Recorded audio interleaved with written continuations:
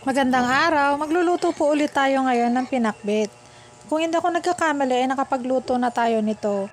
Ang pagkakaiba nga lang ay meron tayong mga dahon ng kalabasa at alokbati noon. Ngayon ay wala tayong ilalagay ng mga dahon-dahon. So tara, magluto na tayo.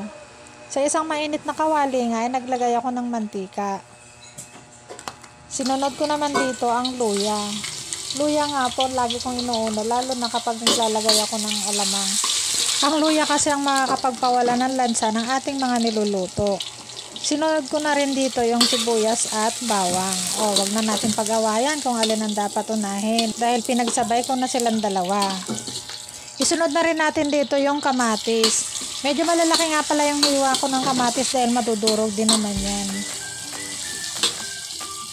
Sinunod ko na rin dito yung bagoong alamang.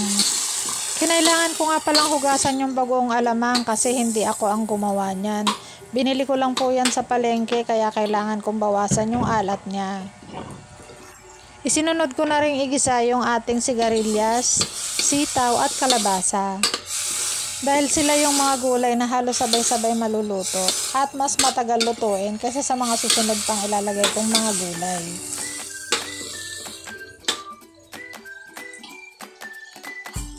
Pagkatapos nga nating haluin sandali ay sinunod ko na rito yung okra, talong at ampalaya. Maglalagay nga pala tayo dito ng shrimp cubes, 1 piraso. At dahil nga sariwa yung alamang na nilagay natin ay naglagay din ako ng asukal pambalanse. Naglagay na rin ako dito ng tubig, 1 cup at saka natin hinalo upang magpantay yung kanyang timpla.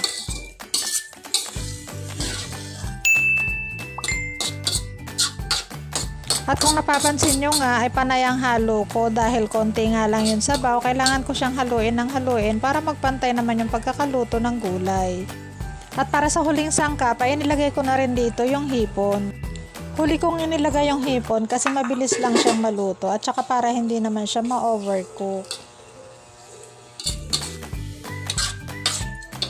Haluin na lang po ulit natin at pagkatapos ay luto na.